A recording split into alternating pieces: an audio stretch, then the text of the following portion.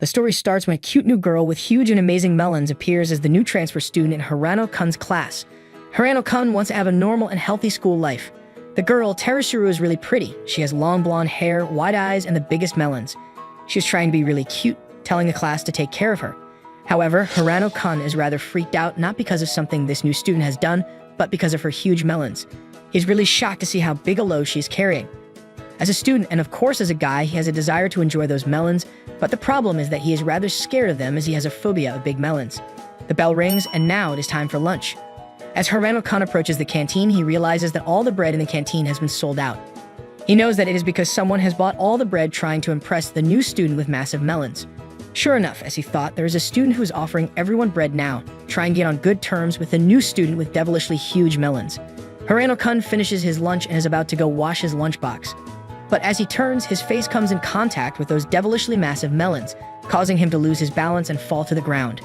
As he is on the floor, he can't help feeling what he has just witnessed. It makes his stick jiggle. He is unsure whether he has collided with melons or just a huge mountain. However, as he notices the melons and comes back to his senses, he sees that she is rather worried about him as he has fluid coming out. It isn't because he is injured, rather, it is because of what he is feeling and the thoughts that he is having regarding those huge knockers. The cute girl helps him up, and as he stands, he realizes that the girl with devilishly huge melons looks like an angel descended from heaven. The gates of hell to our protagonist's high school life are now open. The new transfer student in the class means the start of a school love comedy, indicating every other student will do hilarious things trying to impress her. When their teacher is deciding where she shall sit, everyone starts praying that they will get this honor. However, everyone but Hirano-kun, and he doesn't care at all about what happens with the new student. To his surprise, the angelic student chooses to sit next to Igarashi, who is the most handsome and popular guy in the whole class. He is always taking stands for the weak, really quick to fight, but blunt and straightforward, causing him to be the center of attention in the class. In addition to his already popular status, he is the captain of the school's soccer club, which is on the edge of being shut down, and he is also a man of character. As the angelic student sits next to him, he greets her and shows her his kindness and his great aura. However, sitting right next to Igarashi also means that she is sitting right next to Hirano-kun, who is busy thinking that everyone in the class will now start making a clown out of themselves just trying to impress her. However, sitting right next to her has its own disadvantages. This means that he will have to observe her and the efforts of every other student trying to impress her more closely than anyone. He considers himself the background character. However, just at that moment, the angelic student speaks to him, leaning over her desk with her huge melons resting on the table. She greets him and asks him to treat her well. However, Hirano-kun is shocked. He can't help but notice her melons and tries to keep his cool. He thinks that she is a really nice student and angel as she even cares about a background character like him. After school that day, the angelic student is faced with quite a difficult situation as she is being offered to walk home with Igarashi. And despite her politely refusing, Igarashi insists on giving her this honor. She tries to make excuses that she needs to talk to the teacher, which would cause her to be late, but Igarashi tells her that he can wait, leaving her with no other option. However, as she sees Hirano-kun, she gets a sudden idea. Our protagonist is walking when she approaches him and asks whether she can have a word with him. She explains to him that quite recently in the faculty room, she was instructed to order some fabric for the gym. Hirano-kun tells her that gym attire can be obtained from the school uniform shop in a shopping district. However, the angelic student replies that the only issue is that she has no idea where the school uniform shop is, and when he advises her to use Google Maps, she gives the excuse that she doesn't have her own phone and can't ask for help from a stranger. Hence, this means that he has to guide her and keep her company. Hirano-kun walks with her, guiding her every so often. He watches how much she is enjoying exploring the shops. However, at one moment, he sees her staring at a cute object and realizes that she has her phone in her hand and is trying to take a picture of that object. He is rather at a loss for words. He confronts her about why she lied to him by telling him that she didn't have a phone, but she explains that the phone belongs to her parents. Besides, she explains that she really did not want to come alone. That is the reason she asked for help from Hirano-kun. Hirano-kun doesn't know what to say. He does not want to say anything at all. He is just looking at her melons when she is talking to the shopkeeper. He can't help but notice how horrifying her melons look from a side angle. He concludes that she is rather devilish than angelic. Our protagonist is tricked into helping the beautiful new transfer student purchase some gym outfits. She asks him to wait for her while she tries the new fabric. However, Hirano-kun really wants to go home, but the angelic student has other plans for him. She tells him that she needs him to see whether it is the correct fit for her or not. As Hirano-kun is waiting for her to finish, he hears someone's voice. It is Igarashi and his friends.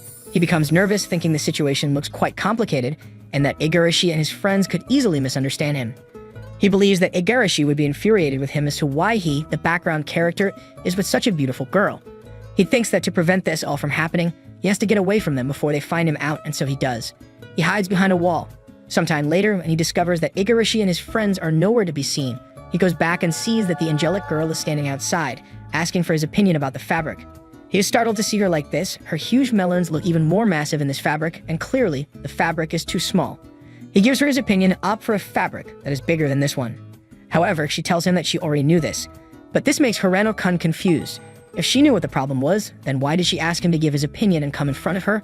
He offers to get her a bigger fabric, and he goes away. However, just as he is about to leave, he hears Igarashi's voice, saying that he recently heard the new transfer student's voice and decided to find her. At this moment, Hirano-kun has completely forgotten about Igarashi being there. He quickly hides in the dressing room, and the new student also follows him. However, in the room, his face is so close to the melons that he can't help but have thoughts about those massive melons. Watching her massive melons, Hirano-kun becomes unconscious. Previously, Hirano-kun hides himself in the room with the beautiful new girl. Watching her huge melons, he becomes unconscious as he has a phobia of melons. The devilishly beautiful girl realizes that Igarashi has left and tells Hirano-kun. However, Hirano-kun is unconscious. She continues searching the store, finding new outfits that she doesn't even hope to find. She is rather enjoying herself, and knowing that he is unconscious, she tries to make the most of her time. Meanwhile, Hirano-kun is having a dream of that girl, thinking she's trying cute fabrics for him and a fabric that is for a nurse. She then gets bored and tries to tease Hirano-kun. However, before this dream can go any longer, Hirano-kun wakes up, and as soon as he does, he sees that the new girl is close to him. She thanks him for giving her his company. The devilishly beautiful girl goes home with an angelic smile on her face. This whole scenario makes our protagonist quite confused. He thinks maybe it was all just a nightmare. It is Valentine's Day, and every other student intends to provide the new student with gifts and win her heart. Each and every one of them is trying to impress her, but her strategy is quite different. She gives every student in her class some chocolates as she wants everyone to enjoy and be happy with themselves. However, she's quite mistaken, as she doesn't consider what others might think if a girl gives them chocolate on Valentine's Day. There is Igarashi offering her gifts as well. However, what the new student has done is not because she wants a gift in return, as selfless love does not seek its own interest. She politely refuses Igarashi's offer by telling him that her intention in giving everyone chocolate is that no one should feel left behind and everyone should be happy. Hirano-kun also receives chocolate from Teruzuru. However, he is not in the mood to chat or even thank her. He really wants to go home and keep his distance from the angelic beauty, Teruzuru. He is just about to leave when she questions him about her return gift. Hirano-kun is rather startled. He thinks to himself that on the one hand, she is telling other people that she is not interested in getting returned gifts, and on the other hand, she is embarrassing him by asking for one. She seems disappointed seeing that Hirano-kun does not have any gifts for her on Valentine's Day. She tells him that his action has really hurt her feelings. However, Hirano-kun now feels guilty and asks her how he can make up for it. Teruzuru becomes really happy upon hearing this and tells him that he will have to join her that afternoon for tea. However, Hirano-kun is now really questioning himself. He's asking himself multiple questions, trying to make sense of them. He's confused as to why she wants a return gift just from him and why she wants to have afternoon tea. Hirano-kun and Teruzuru are now sitting in a decent coffee shop. However, Hirano-kun is worried that this place looks really expensive, and without any doubt, he will have to pay for it today. So he thinks he should probably call his parents and inform them. While he is busy with these worries, Teruzuru is busy admiring cute cake stands. She is playing with her food and trying to tease Hirano-kun. Hirano-kun is already feeling frustrated that he will have to pay for such pricey things, and her teasing him is making him even angrier. However, there's a new villain in the story, Teruzuru's maid, who is spying on her, watching how her place has been taken by Hirano-kun.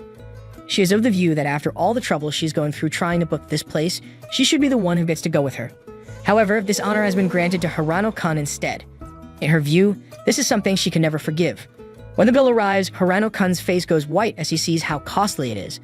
But to his amazement, the bill is paid by Teruzuru, which makes him realize that it is quite unusual for a high school girl to have a credit card with that much money. Everyone in the class is really excited about the upcoming trip, and almost every guy is competing to be in the same group as Teruzuru. They are literally doing their best to win her over. Well, everyone apart from Hirano-kun, whose actual wish as a background character is simply not to be left alone and to be in a group, no specifications. It should just be a group, because to him, being left out is the most tragic thing that could happen to anyone. On the other side, Igarashi has made a ladder lottery for everyone to figure out who should be in the same group as Teruzuru. He tells them to put their names in the empty spots. However, they immediately figure out that this thing is rigged, so they refuse.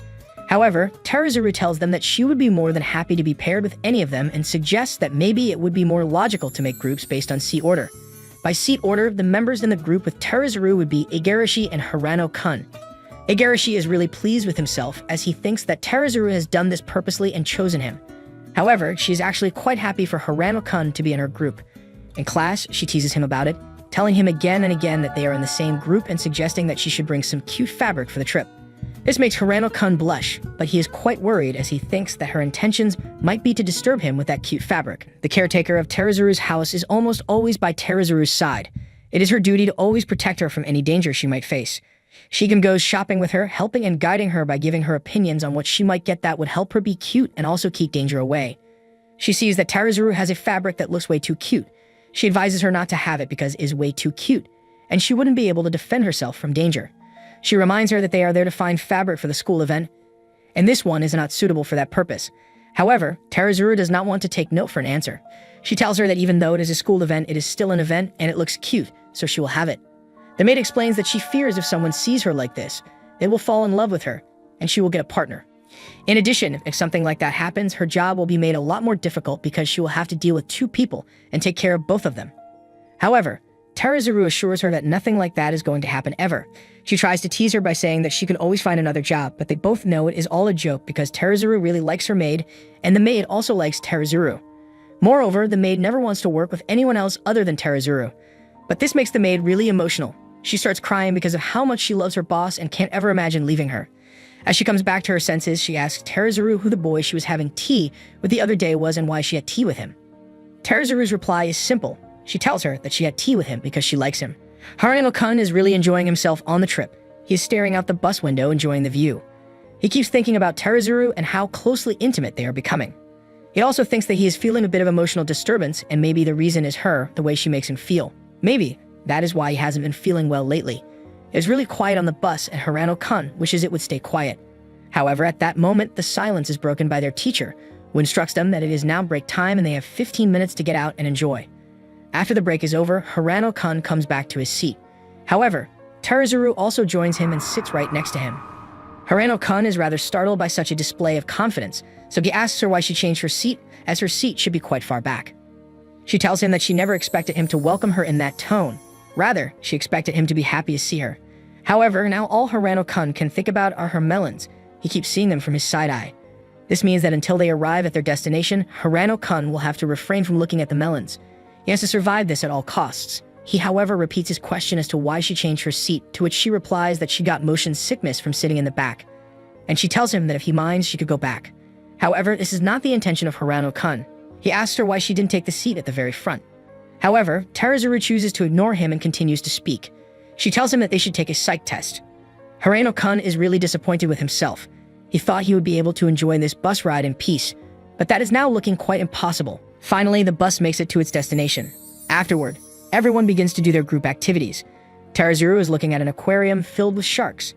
Hirano-kun believes that strong people are attracted to strong things, hence Teruzuru being strong is attracted to sharks. Just then, Igarashi comes close to Teruzuru and asks her to come with him to see the penguins. Hirano-kun is left alone again, and another girl approaches him, asking whether they should explore on their own. He asks her if he has seen her helping out in the library, and she agrees, telling him that she is in the same group as him. She is also a background character, just like Hirano-kun. They start to discuss sharks, not being interested in anything other than what they are fed. She tells him that the best thing is that even the strongest creatures don't chase after their prey when they are in their senses. However, watching Hirano-kun and that girl talk, Teruzuru becomes extremely jealous. She watches them for a while and becomes angry and walks away. Previously, the class visited the aquarium for a trip, and Teruzuru became jealous of the girl talking to Hirano-kun. She went to the other side, covering her head with her hands, trying to hide her face. When Hirano-kun sees her, he asks her what is wrong and what she is doing there all alone. However, no matter how many times he asks, she doesn't reply. Eventually, she tells him that she saw him smiling with another girl. In addition, she says that she never thought about his feelings, only her own. She never thought that he would feel really happy with someone else until she saw that smile of his. She tells him that deep down, she knew she could never put a smile on his face that way. She realizes that she was only pretending to keep him happy and that she wasn't caring about his feelings, so she figures it's time for her to stop. However, her saying this makes Hirano-kun pretty much confused and embarrassed. Now he knows that she is in love with him and has wanted to spend time with him from the start. However, he tells her that what she has just said is not the truth. She asks Hirano whether he enjoys being with her or not. Hirano-kun is left with no choice other than to lie for her sake. Hence, in order to make her feel relieved, he tells her that yes, he really does enjoy spending time with her, while clenching his fists. Teruzuru turns around with a smirk on her face, telling Hirano-kun that she was just kidding. Hirano is now fuming with anger. He knows she has got him, she has won. While they are returning from the trip, their teacher instructs them to stay together and that the bus will be leaving in 30 minutes. Teruzuru and her friends are taking selfies with each other.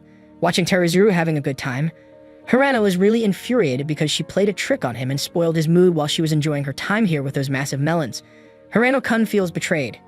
He thought that at that moment, he was getting to know Teruzuru a little bit better. Her questions still echo in his mind. He is going through the same thing again and again, asking himself why she chose him. In the end, he thinks maybe she was just messing with him.